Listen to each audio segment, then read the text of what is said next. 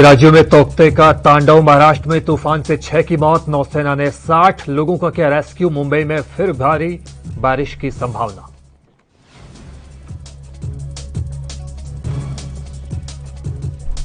Corona के मामलों में आई हल्की गिरावट। बीते 24 घंटों में देश में 2,63,000 से ज्यादा नए मामले सामने आए। 4,329 मरीजों ने गंवाई जान। आईएमए के पूर्व राष्ट्रीय अध्यक्ष और पद्मश्री डॉक्टर के अग्रवाल का कोरोना से निधन। पिछले कई दिनों से एम्स के ट्रॉमा सेंटर में थे एडमिट।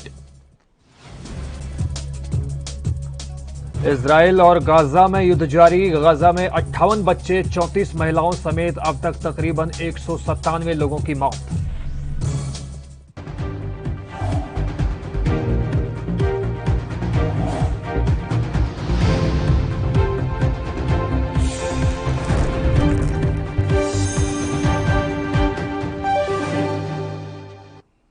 नमस्कार, स्वागत है आपका एनबी न्यूज में। चले करते हैं बुलेटिन का आगाज। इस्राएली लड़ाकू विमानों द्वारा गाजा में हमास के खिलाफ लगातार भीषण हवाई हमले किए हैं। पिछले सोमवार को शुरू हुए ताजा हिंसा के बाद से गाजा पट्टी में 58 बच्चों समेत 34 महिलाओं को मिलाकर तकरीबन 197 लोग अब तक मारे जा चुके हैं। इसराइल में भी 2 बच्चों समेत 10 की मौत की खबर सामने आई है।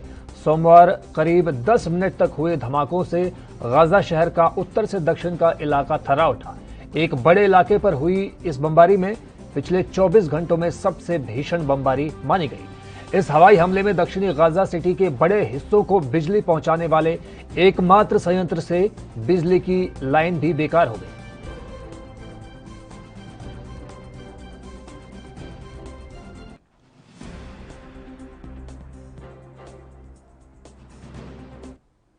बंगाल में नारदा स्टिंग केस में गिरफ्तार किए गए टीएमसी विधायक मदन मित्रा और पूर्व मंत्री सोवन चटर्जी की देर रात हालत बिगड़ गई। इन दोनों नेताओं को प्रेसिडेंसी जेल से देर रात एसएसकेएम अस्पताल के वुडबर्न ब्लॉक में शिफ्ट किया गया। वहीं मंत्री फिरहाद हकीम और मंत्री सुब्रत मुखर्जी को प्रेसिडेंसी जेल के वीआईपी वार्ड में रखा गया। आपको बता दें कि नारदा स्टिंग केस में मंत्री फिरहाद हकीम, मंत्री सुब्रत मुखर्जी, विधायक मदन मित्रा और पूर्व मंत्री सोवन चटर्जी के घर पर सीबीआई ने सोमवार सुबह छापेमारी की। इसके बाद इन चारों नेताओं को अपने साथ सीबीआई दफ्तर ले आई। सीबीआई ने चारों नेताओं से पूछताछ की और फिर इन्हें गिरफ्तार किया गया। टीएमसी नेताओं की गिरफ्तारी से सीएम ममता बनर्जी बेहद नाराज हो गई। वो खुद सीबीआई दफ्तर पहुंच गई। करीब 6 घंटे तक ममता सीबीआई दफ्तर में ही रुकी रही। इस दौरान उन्होंने सीबीआई अफसरों से कहा कि आप बिना नोटिस मंत्रियों और विधायकों को गिरफ्तार नहीं कर सकते। अगर ऐसा करते हैं तो आप सबसे पहले मुझे गिरफ्तार कीजिए। हालांकि सीबीआई के अफसरों ने मुख्यमंत्री ममता बनर्जी के विरोध को नजरअंदाज करते हुए चारों नेताओं को गिरफ्तार कर कोर्ट में पेश किया। जिस वक्त कोर्ट में पेश करने की कवायद की जा रही थी, उसी वक्त सीबीआई दफ्तर के बाहर भीड़ इकट्ठा हो गई और सीबीआई दफ्तर पर पथराव करने लगी। सुरक्षा बलों ने लाठीचार्ज करके भीड़ को खदेड़ा। इसके बाद चारों नेताओं को कोर्ट में पेश किया गया। गिरफ्तारी के 7 घंटे के अंदर ही सीबीआई की विशेष अदालत ने चारों नेताओं को जमानत दे दी, लेकिन रात होते होते कलकत्ता हाईकोर्ट ने जमानत पर रोक लगा दी। जमानत मिलने के बाद सीबीआई ने हाईकोर्ट का दरवाजा खटखटाया था।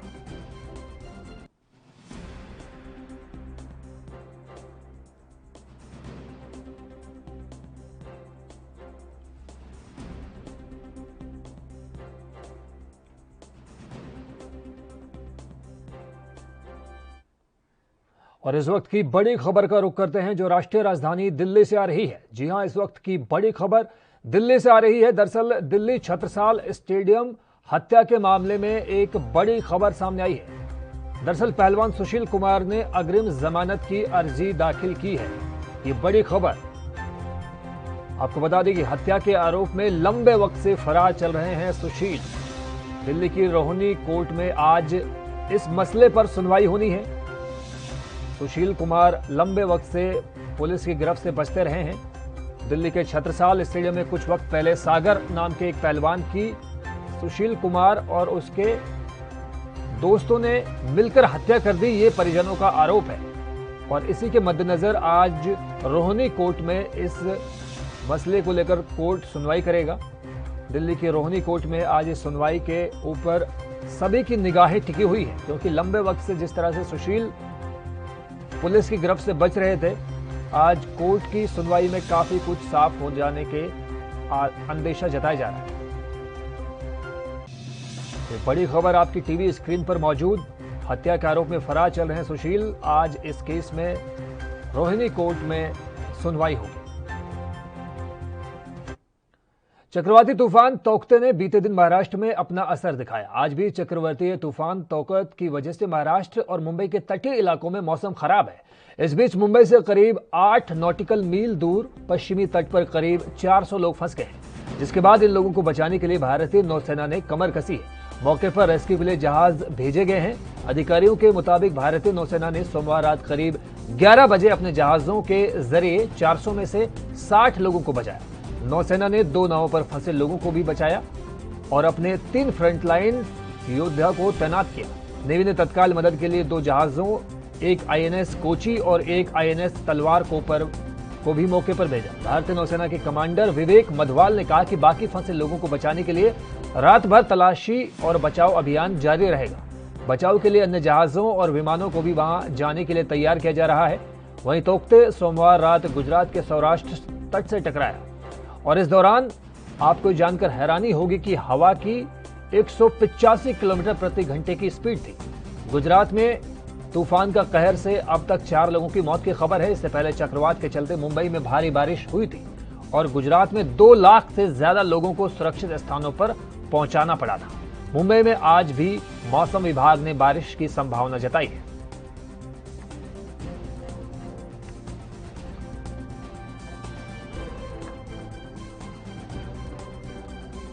और इस वक्त हमारे सहयोगी मुंबई से मुरारी सिंह इस ताज़ा अपडेट के साथ हमारे साथ मौजूद हैं कि क्या कुछ चल रहा है इस वक्त। मुरारी जी, अरब सागर में जिस तरह से तौकते तूफान ने तांडव एक तरह से मचाया हुआ है, कई लोगों की जान जाने की भी खबरें सामने आई हैं, कई जहाज़ों के गायब होने की खबरें भी सामने आई हैं।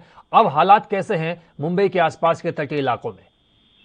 अच्छी योगेंद्र, बिल्कुल सही कहना है। आपको बताएं कि 24 घंटे से ज्यादा का वक्त गुजर चुका है। तेज हवाओं के साथ रुक रुक कर बरसात हो रही है। मुंबई से सटे ठाणे, न्यू मुंबई, पनवेल की बात करें या पालघर डिस्ट्रिक्ट की बात करें, इन इलाकों में तूफान ने जमकर उत्पात मचाया है। कई मकानों के परखच्चे उड़ गए, कई जगहों पर झाड़ गिरे, कई लोग जख्मी हुए हैं। हालांकि अभी की अगर स्थिति की बात करें तो रुक रुक करके जो है बरसात हो रही है, लेकिन तेज हवा लगातार जारी है। पेड़ गिरने का सिलसिला बादस्तूर जारी है। बृहन मुंबई महानगर पालिका द्वारा लगातार पेड़ों की छटाई की जा रही है। योगेंद्र, अगर समुद्री किनारों की बात करें तो जो तट रक्षक है वो लगातार समुद्री किनारों पर नजर गड़ाए हुए हैं। जो बोटें गायब हुई थी, जो जहाज लापता है, उसे लगातार छानबीन चल रही है और जो लोग अंदर फंसे हुए थे उन्हें सुरक्षित निकालने की पूरी कोशिश की जा रही थी। जी, मैं ये भी जानना चाहूंगा मुरारी जी आपसे कि जिस तरह से जहाज़ों के गायब होने की खबरें सामने आ रही हैं और उन जहाज़ों में कई सौ लोगों के रुके होने की खबरें भी सामने आई हैं, एनडीआरएफ और एसडीआरएफ की टीम इस तमाम आपदा को कंट्रोल करने में लगी हुई है। क्या एनडीआरएफ या एसडीआरएफ की तरफ से कोई बयान जारी अब तक हुआ है?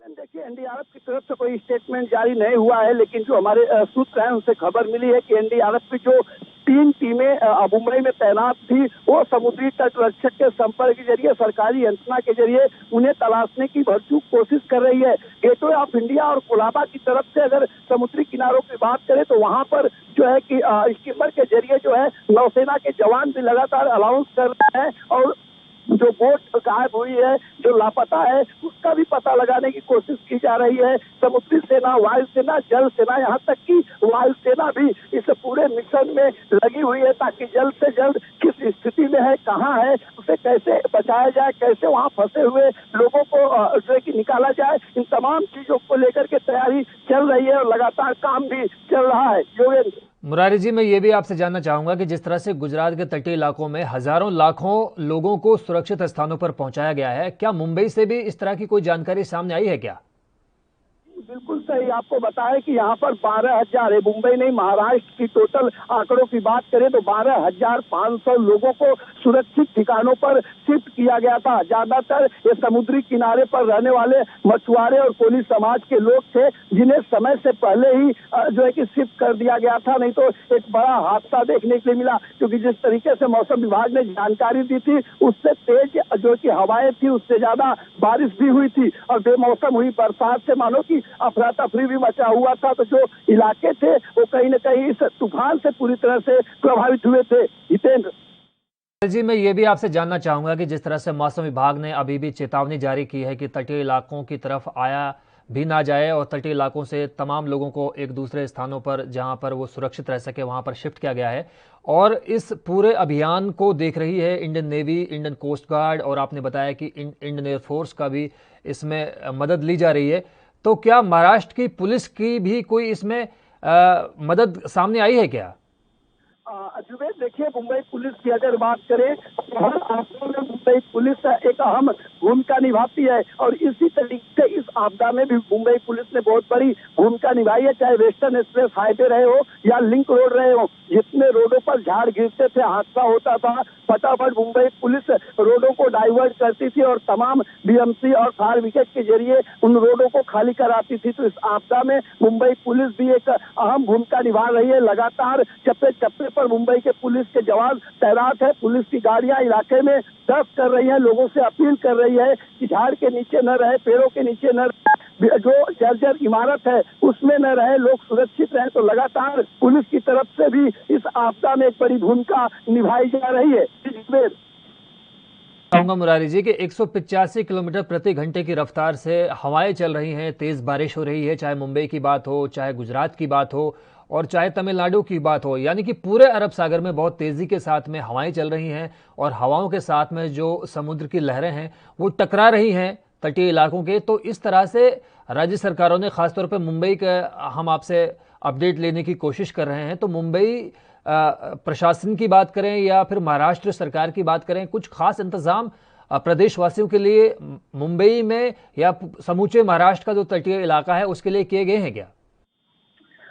देखिए जुबेर, अभी तक आधिकारिक तौर पर कोई चीजें देखने या सुनने के लिए नहीं मिली है, लेकिन महाराष्ट्र सरकार जिस तरीके से मौसम विभाग ने जानकारी दी थी उसके बाद समुद्री किनारों की बात करें तो जुहू चौपाटी, जो मुंबई का सबसे बड़ा समुद्री तट माना जाता है, गिरगांव चौपाटी, जहां पर मुंबई में लाल बाग के राजा का विसर्जन होता है, तो जो समुद्री तट से जहां पर काफी ओपन जगह था लोगों के आने जाने की, तो उसे भी समय से पहले बैरिकेडिंग कराई गई थी। वहां पर लाइफ गार्ड तैनात किए गए थे। मुंबई पुलिस की गाड़ी वहां पर खड़ी थी और सीसीटीवी कैमरे और ड्रोन कैमरे से भी मुंबई पुलिस और महाराष्ट्र सरकार इन गतिविधियों पर नजर रखी है। खास करके अगर मुख्यमंत्री उद्धव ठाकरे की बात करें तो महाराष्ट्र के जो 4 जिले सबसे ज्यादा प्रभावित हुए हैं, सिंधुदुर्ग, पुणे तो औरंगाबाद, तो इन इलाकों के जो जिला अधिकारी है उनके साथ भी जो कि सरकार चर्चा कर रही है, हालात का जायजा ले रही है और जो भी जरूरत की चीजें हैं, जो भी आवश्यकताएं हैं, तत्काल उन्हें पहुंचाने की कोशिश की जा रही है। जी जुबेर, इस बेहद अहम अपडेट के लिए आपका बहुत बहुत शुक्रिया।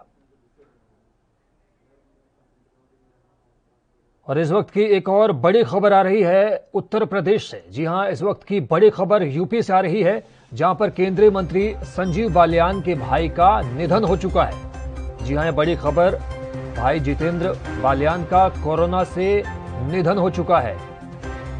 कोरोना की रफ्तार लगातार लोगों को अपनी जद में ले रही है। दूसरे भाई की भी हालत गंभीर बताई जा रही है, जिनका एम्स में इलाज चल रहा है। पंचायत चुनाव के बाद संक्रमित हुआ था पूरा परिवार। तो ये बड़ी खबर उत्तर प्रदेश से, जहां पर केंद्रीय मंत्री संजीव बालियान के भाई का निधन हो गया है। कोरोना की वजह से जितेंद्र बालियान का निधन हो गया है। ये बड़ी खबर यूपी से। आपको बता दें कि जिस तरह से लगातार कोरोना की रफ्तार बेलगाम होती जा रही है, कोरोना पर नकेल नहीं कसी जा सकी है अभी तक भी, और उसी की एक ताज़ा मिसाल आपके सामने मौजूद है, जहां पर केंद्रीय मंत्री संजीव बालियान के भाई का कोरोना की वजह से निधन हो गया। और फिलहाल वक्त हुआ एक ब्रेक का। ब्रेक के उस पार भी जारी है खबरों का सिलसिला।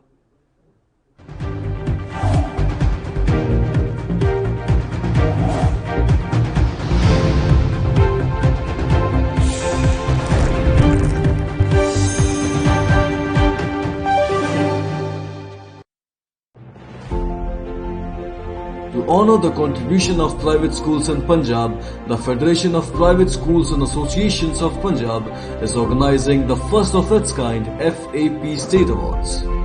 The awards are aimed at rewarding private schools across Punjab excelling on variant parameters from infrastructure, teaching quality, cleanliness, facilities and more.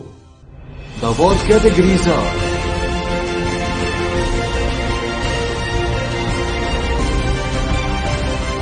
Nominations for each category will be assessed by a team of renowned educationalists. The final call will be made after undergoing a professional and transparent evaluation process. All the school applicants will be given an appreciation award for their contribution to educational growth in Punjab. The FAP State Awards are open to all private schools of FAP Punjab and the entry is free of cost.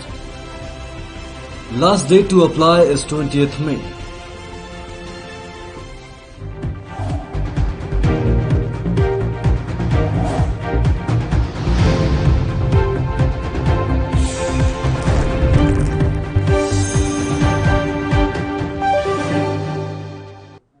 तो break के बाद एक बार फिर स्वागत है आपका। तटीय इलाकों में लगातार जो है तूफान कहर बरपा रहा है। मुंबई से सटे थाने में 2, रायगढ़ में 3 और सिंधुदुर्ग में 1 व्यक्ति की मौत की खबर सामने आई है, जबकि देश की आर्थिक राजधानी मुंबई में 4 लोग जख्मी हुए हैं और रायगढ़ रत्नागिरी में 2 लोगों के जख्मी होने की खबर सामने आई है। आपको बता दें कि महाराष्ट्र में तूफान के चलते 2542 पेड़ भी गिर चुके हैं।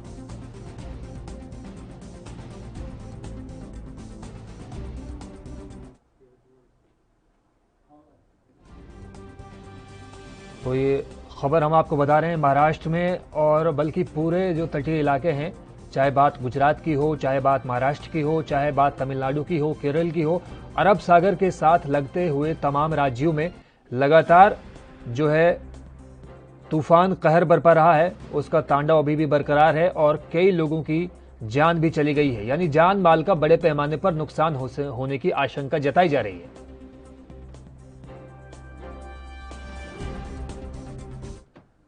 बंगाल में नारदा स्टिंग मामले में कोलकाता हाईकोर्ट ने चारों टीएमसी नेताओं के जमानत आदेश पर रोक लगा दी। गिरफ्तार सभी आरोपियों को सीबीआई की न्यायिक हिरासत में रहना होगा। वहीं इस पर शिवसेना नेता संजय राउत ने केंद्र पर जमकर निशाना साधा। उन्होंने कहा कि केंद्र हो या एजेंसी, ये समझना चाहिए कि उन्होंने सभी को राजनीति बंद कर बंगाल की जनता की मदद करें। उन्होंने कहा कि अगर इंसाफ करना है तो सभी के साथ सामान्य न्याय होना चाहिए। उन्होंने और क्या कुछ कहा, आपको सुनवाते हैं।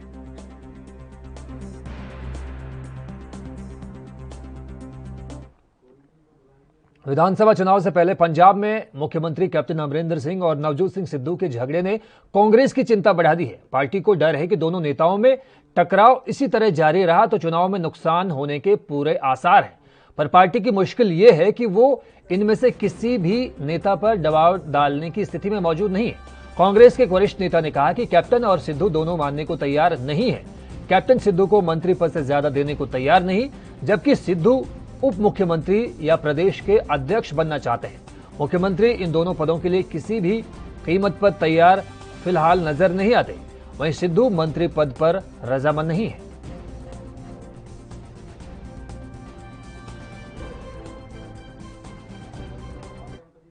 जाने माने इतिहासकार प्रोफेसर लाल बहादुर वर्मा भी कोरोना के क्रूर प्रहार से इस दुनिया से विदा हो गए। बिहार में जन्मे पूर्व उत्तर प्रदेश के एक छोटे से कस्बे से स्कूली शिक्षा से लेकर फ्रांस की राजधानी पेरिस तक उच्च शिक्षा हासिल करने वाले प्रोफेसर वर्मा ने इतिहास लेखन को एक नया मकाम दिया। लेकिन वामपंथी विचारधारा के प्रति उनकी अगाध निष्ठा की वजह से शायद राष्ट्रीय स्तर पर उन्हें वो सम्मान नहीं मिला जिसका कि वो कायदे से हकदार थे। प्रोफेसर लाल बहादुर वर्मा का रविवार रात निधन हो गया। उनका इलाज देहरादून के एक अस्पताल में चल रहा था। वो लंबे समय से इलाहाबाद में रहे।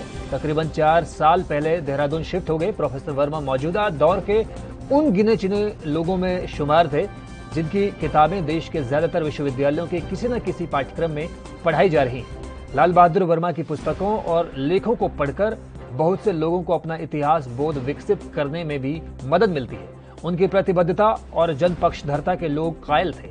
एक मार्क्सवादी विचारक, प्रखार इतिहासकार, सुयोग शिक्षक और संपादक के रूप में प्रोफेसर लाल बहादुर वर्मा हमेशा याद किए जाएंगे।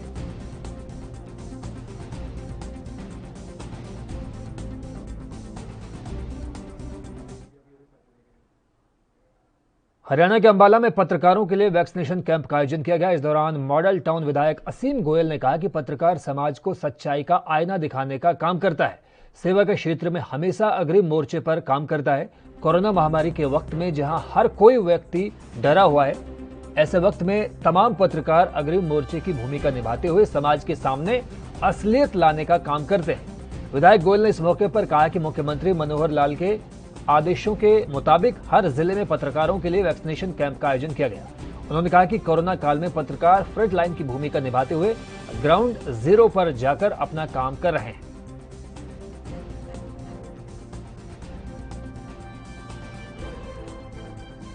और वो खुद फ्रंटलाइन वर्कर के नाते जिस प्रकार से अपनी जान को जोखिम में डालकर ग्राउंड जीरो पे जाके रिपोर्टिंग करते हैं।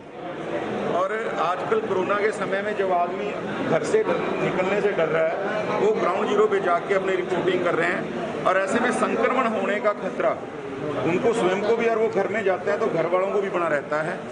और इसको सोचते हुए, इसको ध्यान में रखते हुए हमने अम्बाड़ा शहर के अंदर आज एक वैक्सीन कैंप जो है लगवाया है पत्रकार साथियों के लिए, उनके परिवारों के लिए। और माननीय मुख्यमंत्री जी के भी आदेश कल आ गए थे कि हर एक जिला के अंदर इस तरह का कैंप जो है वो लगेगा। और मैं केवल इतनी बात जरूर कहूँगा कि आप सब साथी इस समय समाज की आंखें, आप समाज की आंखें भी हो, समाज की आप इसमें मैं कहूँगा जुबान भी हो। जो शब्द आप दिखाते हैं, जो चीज़ें आप प्रस्तुत करते हैं, लगता है समाज बोल रहा है, समाज देख रहा है। तो मुझे आपसे निवेदन करना है कि इस कोरोना काल के अंदर पॉजिटिव चीज़ें किसी भी 5-7 ਵਾਰੀ ਹੱਥ ਸਾਫ਼ ਕਰੀਏ, ਅਸੀਂ ਸੋਸ਼ਲ ਡਿਸਟੈਂਸ ਰੱਖੀਏ, ਅਸੀਂ ਮੂੰਹ ਤੇ ਮਾਸਕ ਪਾ ਕੇ ਰੱਖੀਏ। ਮੈਂ ਪੰਜਾਬ ਸਰਕਾਰ ਨੂੰ ਇਸ ਗੱਲ ਦੀ ਵਧਾਈ ਦੇਣਾ ਕਿ ਇਹ ਜਿਹੜੀ ਚੀਜ਼ਾਂ ਕਰ ਰਹੇ ਨੇ ਵਾਕਈ ਫਤਿਹ ਵਾਲੀ ਗੱਲ ਹੈ। ਫਤਿਹ ਕਰੀਏ। ਵਾਹਿਗੁਰੂ ਜੀ ਕਾ ਖਾਲਸਾ, ਵਾਹਿਗੁਰੂ ਜੀ ਕੀ ਫਤਿਹ। सत श्री अकाल, मैं अमिताभ बच्चन।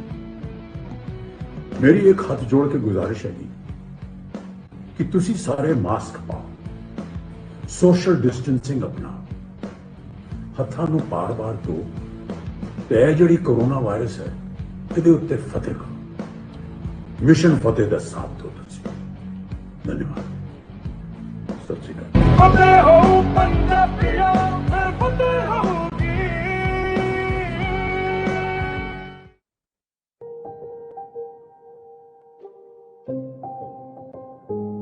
ਅਸੀਂ ਇਹ ਡੱਬੇ ਬਣਾਏ ਨੇ ਵਿਟਾਮਿਨਸ ਔਰ ਹੋਰ ਚੀਜ਼ਾਂ, ਥਰਮਾਮੀਟਰਸ, ਆਕਸੀਜਨ ਆਕਸੀਮੀਟਰਸ, ਜਿਹੜਾ ਕੁਝ ਵੀ ਚਾਹੀਦਾ ਹੋਏ ਤੁਹਾਨੂੰ ਉਹ ਸਾਰਾ ਇਹਦੇ ਵਿੱਚ ਹੈ।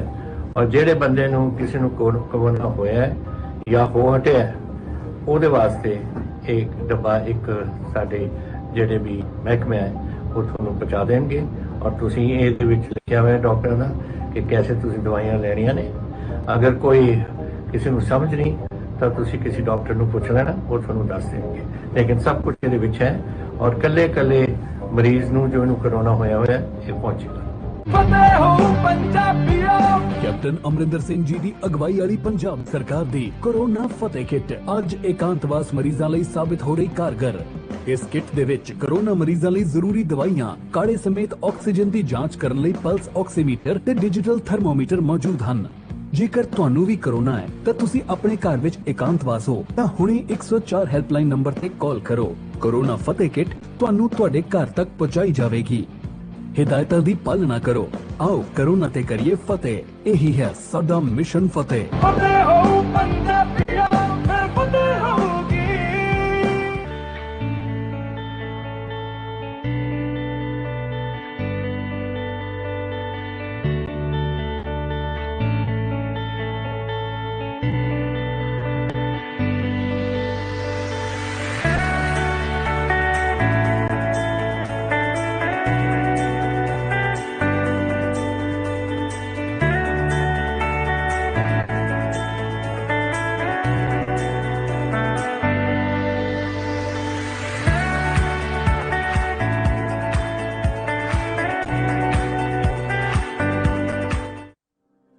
पंजाब च 100 साल तो वध दे बुजुर्गां ने वैक्सीन लगवाई ते कोरोना खिलाफ लड़ाई च सब दा हौसला वधाया। मेरा नाम सीता देवी है। मैं कोरोना का टीका लवाया। मैं ठीक ठाक हाँ। सबे लवाओ भाई। उम्र मेरी 4 साल की। नादा सिंह मेरा नाम। मैं टीका लवा लिया। बिल्कुल मैं ठीक हाँ। होना भी कहना भी लवाओ भाई। मैं तंदुरुस्त हाँ। बुजुर्गां दीयां गल्लां नूं मन्नो। अज ही कोविड वैक्सीन लगवाओ। वैक्सीन संबंधी वधेरे जानकारी लई 104 हेल्पलाइन ते कॉल करो ते याद रवे 20 सेकंड लई हत्थां नूं धोना, समाजिक दूरी बनाना ते मास्क पाना ना भुल्लिओ। आओ मिलके कोरोना नु हराइए। वैक्सीन लगवाओ, परिवार बचाओ। फतेह हो पंजाबियों।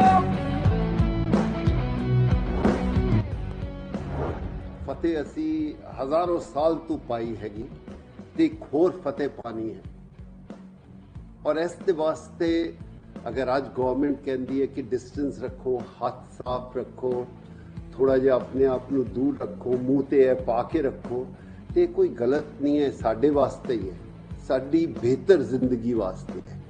अगर अज असी अपने आप को बचा लांगे 6 महीने तक, साल तक असी सब जफ्फी पा के ऐश करांगे। तो मैं यो कहूँगा कि गवर्नमेंट ने जो किया है उसके नाल होना चाहिए हैगा। लेट्स वर्क टुगेदर, एक दूजे नू मिलजुल कर, दूरियां रख कर अगे बढ़िए और आने वाले टाइम अच्छा होएगा, बेहतर होएगा। फतेह हो पंजाबियों, फिर फतेह होगी। अगर ਆਪਾਂ ਨੇ ਆਪਣੇ ਪਰਿਵਾਰਾਂ ਨੂੰ ਬਚਾਉਣਾ ਹੈ, ਬੱਚਿਆਂ ਨੂੰ ਬਚਾਉਣਾ ਹੈ, ਆਪਣੇ ਹੋਰ ਬਜ਼ੁਰਗ ਨੇ ਉਹਦੇ ਵਿੱਚ ਘਰਾਂ ਦੇ ਵਿੱਚ ਉਹਨਾਂ ਨੂੰ ਬਚਾਉਣਾ ਹੈ, ਤਾਂ ਇੱਕੋ ਹੀ ਤਰੀਕਾ ਹੈ ਕਿ ਆਪਾਂ ਟੀਕੇ ਲਗਾਓ। ਤੇ ਇਹ ਜਿਹੜੀ ਕੋਰੋਨਾ ਵਾਇਰਸ ਹੈ ਇਹਦੇ ਉੱਤੇ ਫਤਿਹ ਕਰੋ। ਗਿਆਨੀਆਂ ਵਿਗਿਆਨੀਆਂ ਦਾ ਫੈਸਲਾ ਜੇ ਮੰਨੀਏ ਅੱਜ ਨਹੀਂ ਤੇ ਕੱਲ फतेह होगी जरूर। आओ मिलके कोरोना नु हराइए। वैक्सीन लगवाओ, परिवार बचाओ। फतेह हो पंजाबियों, फिर फतेह होगी।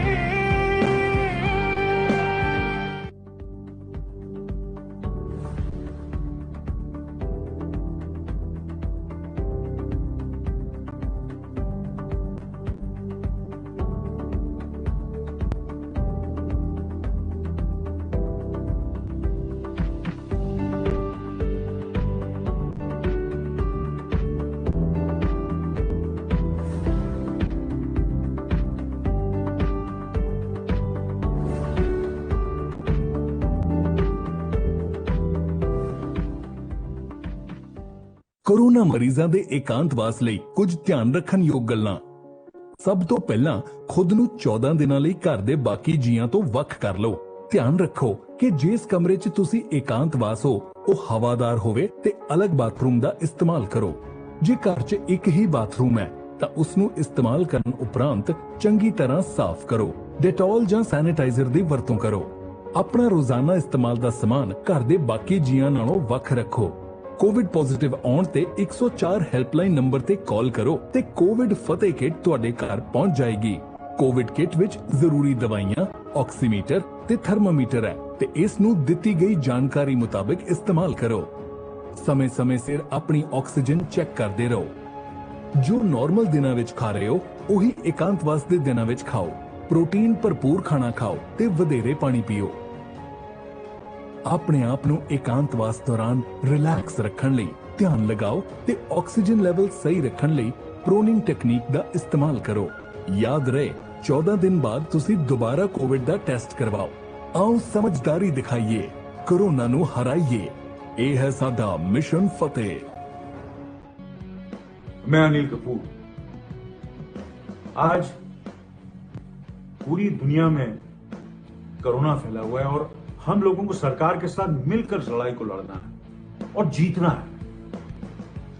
पंजाब गवर्नमेंट का एक नया और बहुत ही अच्छा इनिशिएटिव है, मिशन फतेह। सब मिलकर लड़े। इस लड़ाई में आपके पास 3 हथियार है। बाहर जाओ तो मास्क पहनकर जाओ, घर आते ही हाथ धो और हो सके तो नहा कर कपड़े बदलो। सोशल डिस्टेंसिंग फॉलो करो। किसी को भी अपने 2 मीटर के दायरे में मत आने दो। ऐसी होगी हमारी जीत। तो आओ सब मिलकर कैप्टन का साथ दें और हराए कोरोना वायरस को और कर दे मिशन फतेह कामयाब। फतेह हो पंजाबियों, फिर फतेह होगी। सत श्री अकाल जी सारिਆਂ ਨੂੰ। मैं ਹਾਂ ਤੁਹਾਡਾ ਆਪਣਾ ਵਿਨੂ ਢਿੱਲੋਂ। ਪੰਜਾਬ ਸਰਕਾਰ ਨੇ ਇੱਕ ਕੈਂਪੇਨ ਚਲਾਈ ਹੈ ਜਿਹਦਾ ਨਾਮ ਹੈਗਾ ਮਿਸ਼ਨ ਫਤਿਹ। ਕਰੋਨਾ ਵਰਗੀ ਨਾਮ ਮੁਰਾਦ ਬਿਮਾਰੀ ਦੇ ਉੱਤੇ ਫਤਿਹ ਪਾਉਣ ਲਈ ਆਪਾਂ ਸਾਰਿਆਂ ਨੂੰ ਸਹਿਯੋਗ ਦੇਣਾ ਚਾਹੀਦਾ ਪੰਜਾਬ ਸਰਕਾਰ ਦਾ। ਤੇ ਜੇ ਇਹ ਜਿਹੜੀ ਜੰਗ ਹੈ ਜਿਹੜੀ ਮਿਸ਼ਨ ਫਤਿਹ, ਜੇ ਕਰੋਨਾ ਉੱਤੇ ਆਪਾਂ ਜਿੱਤਣੀ ਹੈ ਤਾਂ 3 ਹਥਿਆਰਾਂ ਨਾਲ ਜਿੱਤੀ ਜਾ ਸਕਦੀ ਹੈ। ਇੱਕ ਤਾਂ ਜਦੋਂ ਤੁਸੀਂ ਘਰੋਂ ਬਾਹਰ ਨਿਕਲਣਾ ਪਲੀਜ਼ ਮਾਸਕ ਪਾ ਕੇ ਨਿਕਲੋ ਤੇ ਆਪਣੇ ਹੱਥਾਂ ਨੂੰ ਬਾਰੀ-ਬਾਰੀ ਧੋਂਦੇ ਰਹੋ ਤੇ ਸਮਾਜਿਕ ਜਿਹੜੀ ਦੂਰੀ ਆ ਉਹ ਬਣਾ ਕੇ ਰੱਖੋ। ਮੈਂ ਸਮਝਦਾ ਤਾਂ ਹੀ ਆਪਾਂ ਮਿਸ਼ਨ ਫਤਿਹ ਨੂੰ ਫਤਿਹ ਕਰ ਸਕਦੇ ਹਾਂ ਜੇ ਸਾਰੇ ਜਾਣੇ ਤੁਸੀਂ ਸਹਿਯੋਗ ਦਿਓਗੇ। ਸੋ ਇਹ ਤਿੰਨਾਂ ਹਥਿਆਰਾਂ ਦਾ ਆਪਾਂ ਇਸਤੇਮਾਲ ਕਰਨਾ ਹੈ। ਇਸ ਤਰ੍ਹਾਂ ਕਰੋ, ਜਦੋਂ ਬਾਹਰ ਨਿਕਲਣਾ ਹੈ ਮਾਸਕ ਪਾ ਕੇ ਨਿਕਲਣਾ ਹੈ, ਸਮਾਜਿਕ ਦੂਰੀ ਬਣਾ ਕੇ ਰੱਖਣੀ ਹੈ ਤੇ ਹੱਥਾਂ ਨੂੰ ਬਾਰੀ-ਬਾਰੀ ਧੋਂਦੇ ਰਹਿਣਾ। ਪੰਜਾਬ ਸਰਕਾਰ ਦਾ ਬੜਾ ਵੱਡਾ ਉਪਰਾਲਾ ਹੈ ਜੀ, ਆਪਾਂ ਸਾਰੇ ਜਾਣਿਆਂ ਨੂੰ ਇਹਦਾ ਸਹਿਯੋਗ ਦੇਣਾ ਚਾਹੀਦਾ। Wish you all the very best. ਮੈਂ ਵੀ ਇਸ ਮਿਸ਼ਨ ਫਤਿਹ ਦੇ ਵਿੱਚ ਤੁਹਾਡੇ ਸਾਰਿਆਂ ਨੂੰ ਗੋਡ ਬਲੈਸ। ਸਤਿ ਸ਼੍ਰੀ ਅਕਾਲ। ਫਤਿਹ ਹੋ ਪੰਜਾਬੀਓ ਫਿਰ ਫਤਿਹ ਹੋਊਗੀ।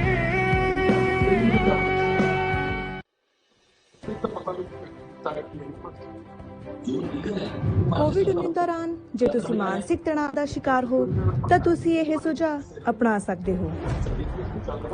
ਸਿਹਤਮੰਦ ਰਹਿਣ ਸਹਿਣ ਅਪਣਾਓ। ਸਿਹਤ ਵਿਭਾਗ ਵੱਲੋਂ ਦਿੱਤੀਆਂ ਸਲਾਹਾਂ ਹੀ ਸੁਣੋ। ਮੌਜੂਦਾ ਕੰਮ ਵੱਲ ਹੀ ਧਿਆਨ ਦੇਵੋ। ਸੰਗੀਤ, ਚਿੱਤਰਕਾਰੀ, ਕਿਤਾਬਾਂ ਪੜ੍ਹਨ ਵਰਗੇ ਸ਼ੌਂਕ ਅਪਣਾਓ। ਆਪਣੇ ਪਿਆਰਿਆਂ ਨਾਲ ਵੀਡੀਓ ਕਾਲਿੰਗ ਰਾਹੀਂ ਜੁੜੋ। ਬਜ਼ੁਰਗਾਂ ਨੂੰ ਸਹਾਇਤਾ ਅਤੇ ਸਹਿਯੋਗ ਪ੍ਰਦਾਨ ਕਰੋ। ਕਿਸੇ ਵੀ ਤਰ੍ਹਾਂ ਦੀ ਮਾਨਸਿਕ ਪਰੇਸ਼ਾਨੀ ਸੰਬੰਧੀ ਸਹਾਇਤਾ ਲੈਣ ਲਈ ਤੁਸੀਂ ਪੰਜਾਬ ਸਰਕਾਰ ਦੇ free Tally counselling service helpline number ਤੇ ਸੰਪਰਕ ਕਰ ਸਕਦੇ ਹੋ। ਅਜਿਹਾ ਕਰਨ ਨਾਲ ਤੁਹਾਡੀ ਮਾਨਸਿਕ ਪਰੇਸ਼ਾਨੀ ਦੂਰ ਹੋਵੇਗੀ ਅਤੇ ਤੁਸੀਂ ਤੰਦਰੁਸਤ ਰਹੋਗੇ। ਪੰਜਾਬ ਸਰਕਾਰ ਵੱਲੋਂ ਲੋਕ ਹਿੱਤ ਵਿੱਚ ਜਾਰੀ।